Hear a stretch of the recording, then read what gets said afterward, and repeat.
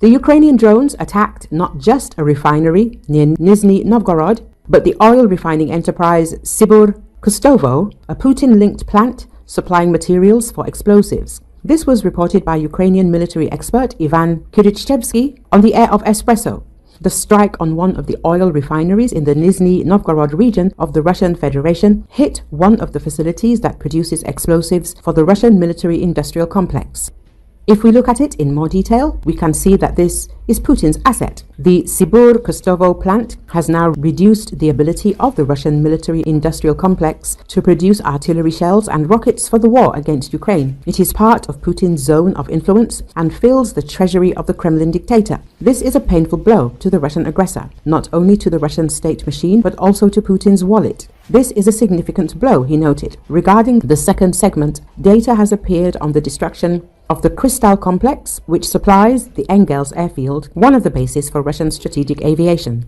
According to satellite images, after 2 strikes, 20% of the 58 available tanks were hit. Kyrychevsky said, at least 8 more raids on this airbase are needed to achieve a significant result. If it is possible to hit the oil depot up to 50%, the Russians will not be able to keep their strategic aviation at this base, which will reduce their ability to use the Tu-95MS and Tu-160 to strike the territory of Ukraine. This will be an important precedent worth fighting for, he added. Ukraine has carried out frequent air attacks on Russian refineries, oil depots and industrial sites in an attempt to cripple key infrastructure underpinning Russia's war effort. Russia is currently feeding more crude oil through its refineries in the hope of boosting fuel exports after new US sanctions on Russian tankers and traders made exports of unprocessed crude more difficult, sources told Reuters this week. A Ukrainian drone attack last week forced a refinery in Ryazan, southeast of Moscow, to suspend operations.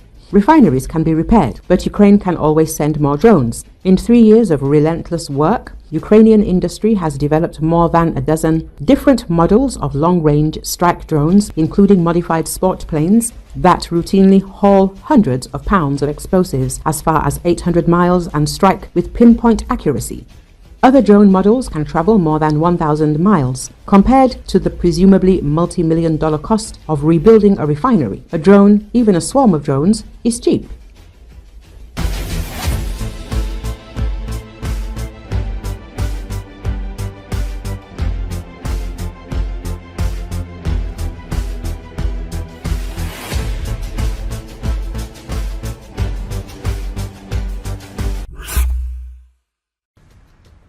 Successful attacks by the Ukrainian Defense Forces on military facilities located on Russian territory could lead to the withdrawal of air defense systems from the occupied territories and the humiliation of Kremlin dictator Vladimir Putin. This was stated by Anatoly Krapchinsky, deputy director of a Ukrainian company producing electronic warfare equipment, on air at Radio NV.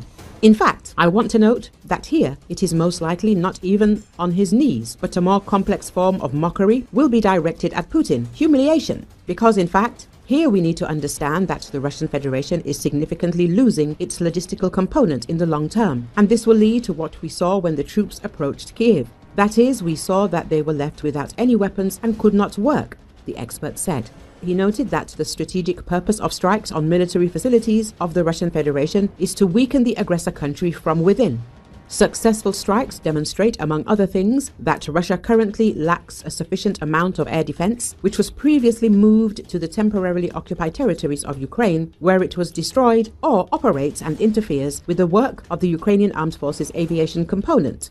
However, attacks by the defense forces, specifically on important military targets of the Russian Federation, may lead to the enemy starting to pull back some air defense systems. As the expert noted, for example, in order to try to protect the Moscow region, where certain factories producing electronics for military needs and the like are located. Krapchinsky recalled that the enemy is actively using air defense on the front line, increasing the production of drones, even simple ones like Molnia, launching terrorist attacks on the Kharkiv region using FPV drones on frontline and border settlements of Ukraine and the like. It should be noted the attacks on Russian military facilities increase discontent in Russian society. Let us recall that on the night of January the 14th, Ukraine launched a massive combined attack on the territory of the Russian Federation. Aviation expert and manufacturer of electronic warfare equipment, Anatoly Krapchinsky, said that aircraft, artillery installations for launching ATACMS missiles, and unmanned systems were used. According to him, given the distance, it becomes clear that 1,000 kilometers is no longer a problem for Ukraine to overcome them using its own developments. At the same time, the expert noted that the main thing in this attack is not the explosions and fires, but the result. Each such attack has strategic significance for the occupiers.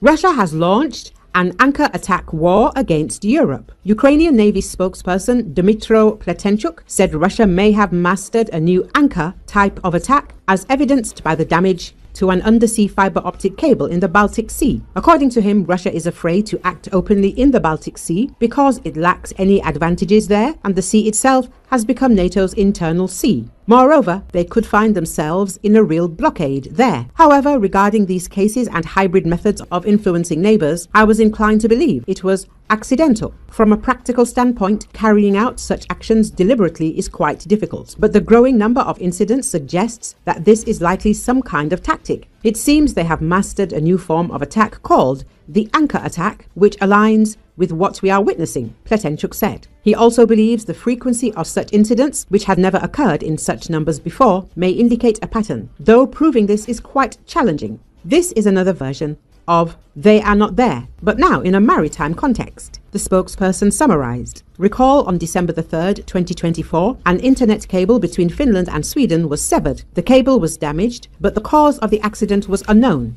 Later, Finland's national electricity grid operator, Fingrid, reported damage to the Estlink 2 submarine power cable connecting Finland and Estonia. On December the 26th, Finnish authorities detained the ship Eagle S, which was transporting Russian oil in the Baltic Sea. The vessel is suspected of damaging the undersea power cable connecting Finland and Estonia, as well as 4 internet lines. A few days later, Finnish police announced they had found traces stretching for dozens of kilometers along the Baltic seafloor, where the tanker carrying Russian oil is suspected of damaging the power line and 4 telecommunications cables with its anchor. As of January the 6th, 2 submarine communication cables belonging to the Elisa company between Finland and Estonia, damaged on December the 25th, 2024, had been repaired. A day later, the Swedish Navy reported successfully recovering the anchor of the Eagle S tanker.